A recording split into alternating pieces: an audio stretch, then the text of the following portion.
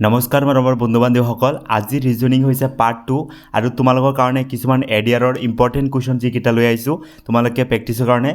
চ' প্ৰথম কুৱেশ্যনটো দেখা পাইছা এইদৰে তোমালোকে কোডিং ডিকোডিঙৰ পাবাই যে আলফাবেটিকৰ ভিতৰত চ' ইয়াত দিয়া কি আছে যে ইন দ্য চাৰ্টেন কোড এটা কোডটো দিয়া আছে ফাইন কি দিয়া আছে ফাইন ঠিক আছে আৰু ইয়াৰ কেনেকুৱা লিখা আছে যে HGPC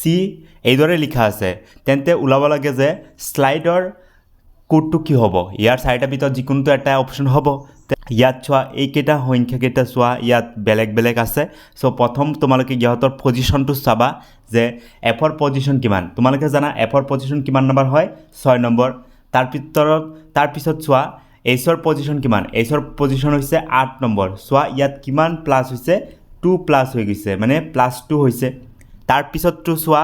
আইৰ পজিশ্যন কিমান তোমালোকে চোৱা আইৰ পজিশ্যন জানা 9 নম্বৰ হয় যে ABCৰ ওপৰত যদি তোমালোকে কাউন্টিং কৰা 9 নম্বৰ পজিশ্যন কোন পৰিব আই পৰিব চোৱা তাৰপিছত জি পজিশ্যন কিমান আছে জিৰ পজিশ্যন আছে 7 নম্বৰ চোৱা ইয়াৰ পিছত এইটো কি হৈছে প্লাছ হৈছে না মাইনাছ হৈছে -2 হৈছে চোৱা 9ৰ পৰা 2 গলে কিমান হয় 7 হৈ যায় সিমিলাৰলি সেম ইয়াত চোৱা এনৰ পজিশ্যন কিমান হয় জানাই তোমালোকে 14 নম্বৰ হয় আৰু পিৰ পজিশ্যন কিমান নম্বৰ হয় 16 নম্বৰ হৈছে সো ইয়াত কি হৈছে আকৌ কি হৈছে +2 হৈছে সিমিলাৰলি ইয়াত চোৱা ইৰ পজিশ্যন তোমালোকে জানা 5 নম্বৰ হয় আৰু সিৰ পজিশ্যন হৈছে তোমালোকে জানাই যে কিমান 3 নম্বৰ হয় সো ইয়াত আকৌ কি হৈছে -2 হৈছে মানে এবাৰ +2 এবাৰ -2 এবাৰ +2 এবাৰ -2 এইদৰে তোমালোকে ইয়াৰ কোডিং ওলাব গৈছে স্লাইড সো এটো তোমালোকে জানাই SLIT সো প্ৰথম কি কৰিব লাগে +2 কৰিব লাগে সাধাৰণতে তোমালোকে জানা এছৰ পজিশ্যন তোমালোকে কিমান জানা এছৰ পজিশ্যন হৈছে 19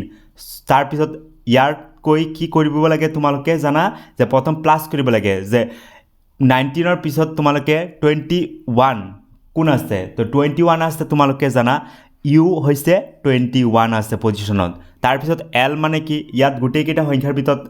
ইউ আছে কিন্তু এইটোৰ লগত নাই নহয় এইটো তোমালোকে অপচন কাটিব পাৰা এই তিনিটা ভিতৰত যিকোনোটো এটা হ'বই 100% এতিয়া এলৰ পজিশ্যন তোমালোকে জানা এলৰ পজিশ্যন হৈছে 12 নম্বৰ হয় আৰু এতিয়া কি কৰিব লাগে যেহেতু +2 কৰিছে এতিয়া কি কৰিব লাগে -2 কৰিব লাগে তেন্তে -2 যদি কৰি দিয়া মানে 10 number position then 10 number position কোন হয় তোমালোকে জানা কি হয় জে এতিয়া জে কোত আছে জে একেবাৰে ডি নম্বৰ অপচনটো আছে তেন্তে আমাৰ এনসাৰটো কোনটো হ'ব এই যেটো দেখা হৈছে ডি নম্বৰ অপচন তো এইটো হৈছে এনসাৰ আৰু বাকি দুটা কৰিব দৰকাৰ নাই এইদৰে কৰিলেই তোমালোকে এনসাৰ ওলাই যাব ঠিক আছে এতিয়া নেক্সট টু সোৱা কোৱেশ্চনটো এইটো কেনেকৈ কৰিবা ইন দ্য সাৰ্টেন কোড এটা কোড ওলা দিয়া আছে যে বোৰ্ডৰ কোড কি দিয়া আছে যে বোৰ্ডৰ কোড দিয়া আছে ইয়াত সোৱা বিৰ মান কিমান দিয়া আছে 5 আছে তাৰপিছত ওৰ মান দিয়া আছে 4 আছে কোড তাৰপিছত তোমাৰ এৰ মান দিয়া আছে কি হ্যাশট্যাগ আছে সোৱা হ্যাশট্যাগ আছে এইদৰে সোৱা আৰৰ পজিশ্যন কি দিয়া আছে 1 আছে আৰু ডি দিয়া আছে কিমান 2 দিয়া আছে এনেদৰে কোড দিয়া আছে আৰু কি দিছে মোৰ ইজ ৰাইটেন এস আৰু মোৰ ইয়াৰ দিয়া আছে কি মোৰ আছে আৰু মোৰৰ কোড কি দিয়া আছে যে এমৰ পজিশ্যন দিয়া আছে 9 নম্বৰ আৰু সোৱা ওৰ পজিশ্যন দিয়া আছে 4 নম্বৰ ঠিক আছে আৰু আৰৰ পজিশ্যন দিয়া আছে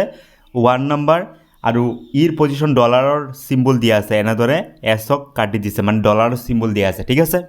তেন্তে আমাৰ ওলাব লাগে ড্ৰিম কেনেকৈ লিখিম সোৱা ড্ৰিম ওলাব হলে তোমালোকে সোৱা ইয়াত কেনেদৰে দিয়া আছে যে ডিৰ মান কিমান আছে 2 আছে ইয়াত চোৱা ডিৰ মান কিমান 2 আৰৰ মান কিমান আছে 1 2 1 ক'ত আছে এই প্ৰথমটোত আছে বাকি তোমালোকে চাবলৈ দৰকাৰি নাই তে 2 1 পজিশ্যন ইয়াতি আছে আৰু বাকি বিলাকৰ 2 আছে কিন্তু তাৰ পিছত ডলাৰ সিম্বল আছে হ্যাশট্যাগ আছে বা 25 আছে তো বাকি বিলাক চোৱা তোমালোকে যদি ই টানি দিয়া ইৰ পজিশ্যন কি দিয়া আছে ই হৈছে তোমালোকে দেখা হৈছে ডলাৰ সিম্বল আছে নেক্সট টু চোৱা এৰ পজিশ্যন কি দিয়া আছে এ হৈছে হ্যাশট্যাগ দিয়া আছে আৰু এমৰ পজিশ্যন কি আছে 9 আছে ইয়াত দিয়া আছে 9 সো ইয়াত আমাৰ কনসেপ্টটো কোনটো হ'ব যে 1 নম্বৰ যেটো আছে এইটো এনসাৰ হ'ব এইদৰে কোৱেশ্চন যদি আহে তোমালোকে এক্সামত 100% কৰি আহিব বুলি মই আশা কৰিলো ঠিক আছে এতিয়া নেক্সট কোৱেশ্চনটো চোৱা 3 নম্বৰ কোৱেশ্চনটো কি কৈছে ইয়াৰ যেটো বাকসটো আছে এটো হোৱাট মাৰ্কটো কি কৰিব লাগে পুৰ কৰিব লাগে ঠিক আছে তেন্তে আমি কেনেকৈ কৰিম সোৱা এটো আমি পাবলৈ হলে তলৰ কেইটা ৰিলেশ্যনটো চাম চোৱা 3 লগত যদি 7 পূৰণ কৰি দিয়া 21 হয় এইটোতো কেতিয়াও নহয় এইটোৰ লগত এইটো যোগ কৰিলেও এইটো নহ'ব এইটো পূৰণ হৰণ কৰিলে একো নহয় যদি তোমালোকে স্কোয়াৰ কৰা 3 স্কোয়াৰ হৈছে তোমাৰ 9 হয় আৰু 7 ৰ স্কোয়াৰ কিমান হৈছে 49 হয় এই দুটা যদি প্লাস কৰি দিয়া 18 আৰু এইটো 58 হৈ যাব সো এইটো নহয় 3 যদি আমি স্কোয়াৰ কৰি দিও কিউব কৰি দিও স্কোয়াৰ হলে নহয় যে 7 ৰ যদি আমি কিউব কৰি দিও কিমান হয় চোৱা 3 ৰ কিউব হৈছে তোমাৰ 27 আৰু 7 ৰ কিউব হৈছে তোমালোকে জানা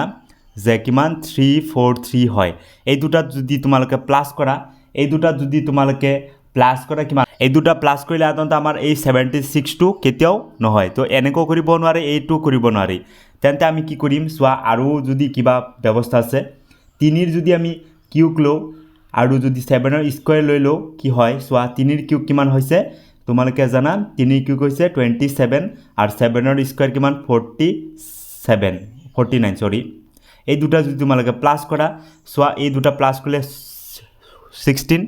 ৰ 6 হৈ যাব আৰু থাকিব কিমান 1 থাকিব আৰু 4 আৰু 2 6 1 কিমান 7 সো এই দৰে হৈছে এটো মিলিছে কিন্তু সিমিলাৰলি ওপৰটো চাও কি হয় যে প্ৰথমটো কি কৰিব লাগে কিউব কৰিব লাগে তাৰ পিছৰটো কি কৰিব লাগে স্কয়াৰ কৰিব লাগে সিমিলাৰলি ইয়াত চোৱা 8 ৰ কিউব কিমান হয় 512 হৈ যায় আৰু প্লাস 9 ৰ স্কয়াৰ কিমান 81 হৈ যায় এই দুটা যদি তোমালোকে প্লাস কৰা 512 আৰু 81 ঠিক আছে সো ইয়াত চোৱা প্লাস কৰিলে 2 1 যোগ কৰিলে 3 হ'ব তাৰ পিছত চোৱা 8 ৰ লগত 1 যোগ কৰিলে 9 হ'ব আৰু ইয়াত কিমান 5 তো এই দৰে এটো মিলিছে ঠিক আছে এটো মিলিছে সো এটোটো মিলা নাই এটো আৰু এটো মিলিছে সিমিলাৰলি ইয়াত প্ৰথমটো কি কৰিম প্ৰথম হৈছে কিউব কৰি দিয়া তাৰ পিছত কি কৰি দিয়া স্কয়াৰ কৰি দিয়া হল কিউব কৰিলে 7 ৰ কিউব কিমান হৈছে z কিমান হয় 343 হয় আৰু প্লাস 2 ৰ স্কয়াৰ কিমান হৈছে 4 হয় এই দুটা যদি প্লাস কৰি দিয়া হয় কিমান হ'ব সো প্লাস কৰিলে হ'ব 343 আৰু প্লাস 4 ঠিক আছে যে 347 হৈ যাব 347 ইয়াত আছে নে তো 347 হৈছে আমাৰ आंसर হল এই দৰে তোমালোকে এটো কৰিব লাগিব সো বিভিন্ন ধৰণৰ পদ্ধতি তোমালোকে ইউজ কৰিবা তাৰ পিছত যদি যেটো মিলে হেতু হ'ব आंसर ঠিক আছে এতিয়া আমাৰ নেক্সট 4 নম্বৰ কোৱেশ্চনটো চোৱা এইটো কেনে দৰে কৰিবা 4 নম্বৰ কোৱেশ্চনটো চোৱা এইটো কেনে কৰিবা যে 436 ৰ মান দিয়া আছে 3 আৰু 783 ৰ মান দিয়া আছে 8 আৰু 654 ৰ মান দিয়া আছে 5 দেন 896 ৰ মান কিমান হ'ব সো এইটো কোৱেশ্চন তোমালোকে কি দৰে কৰিবা এই তিনিটা যোগ কৰি প্লাই কিবা এটা কৰিব পাৰো কি নাই সোৱাচোন যে 4 আছে তাৰ পিছত 3 আছে তাৰ পিছত কি আছে 6 আছে এই গুটেই কেইটা যদি তোমালোকে প্লাস কৰা কিমান হ'ব 13 হৈ যাব ঠিক আছে এতিয়া 13 ক যদি আমি কিবা এটা কৰো সোৱা 13 মানে কি 1 ৰ লগত যদি আমি 3 পূৰণ কৰি দিও কিমান হ'ব 3 হয় সো এই দৰে সোৱা বাকিবিলাক হয় কি নহয় চাইলো যদি মিলি গৈছে তেন্তে আমাৰ आंसरটো শুদ্ধ হ'ব ইয়াত প্ৰথম হৈছে 7 তাৰ পিছত 8 তাৰ পিছত কি 3 আছে এই গুটেই কেইটা যদি তোমালোকে প্লাস কৰা কিমান হ'ব সো গুটেই যেটা যদি প্লাস কৰা হয় 15 আৰু 3 18 ঠিক আছে যে এটো সোৱা এই দুটা সংখ্যা যেটো একক আৰু দশক স্থান আছে এই দুটা সংখ্যা কি কৰিম আমি পূৰণ কৰিম 8 ৰ গুণ কিমান 8 সো এইটো মিলি গৈছে ঠিক আছে এতিয়া নেক্সটটো সোৱা নেক্সটটো হয় কি নহয় সোৱা ইয়াত দিয়া আছে 6 তাৰ পিছত 5 তাৰ পিছত কি আছে 4 আছে তেন্তে গুটেই কেইটা সংখ্যা যদি তোমালোকে প্লাস কৰি দিয়া কিমান হয় 4 আৰু 5 এ যোগ কৰিলে 9 আৰু 9 আৰু 6 কিমান 15 তে 15 ঠিক আছে এতিয়া একক স্থান আৰু দশক স্থান দুটা সংখ্যা কি কৰি দিও পূৰণ কৰি দিও কিমান আছে 5 ৰ গুণ 5 তো এই দৰে তিনিটা সংখ্যা মিলিছে এতিয়া আমাৰ এটো সোৱা লাস্ট অপচন যেটো আমাৰ आंसर কৰিব লাগে এটো চাও কি হয় যে কি আছে 8 + 9 + কি আছে 6 তো এই গুটেই কেইটা সংখ্যা যদি তোমালোকে প্লাস কৰি দিয়া কি হ'ব গুটেই কেইটা প্লাস কৰিলে 23 হৈ যাব ঠিক আছে যোগ কৰিলে এতিয়া সোৱা 23 মানে কি একক স্থান আৰু দশক স্থানৰ সংখ্যা দুটা কি কৰিব লাগে পূৰণ 2 3 গুণ কিমান হ'ব 6 তো আমাৰ आंसरটো কোনটো হ'ব 6 ইয়াত যেটো অপচন ডি নম্বৰ অপচন আছে এটি হ'ব আমাৰ आंसर ঠিক আছে এই দৰে কৰিলে আমাৰ এটোৰ आंसर কি কৰিম আমি পাই যাম ঠিক আছে এতিয়া নেক্সট ইম্পৰ্টেন্ট কোৱেশ্চনটো চোৱা 5 নম্বৰ কোৱেশ্চনটো চোৱা কি দিয়া আছে circle is related to circumference in the same way square is related to কি হ'ব যে সাৰ্কেল মানে হৈছে বৃত্ত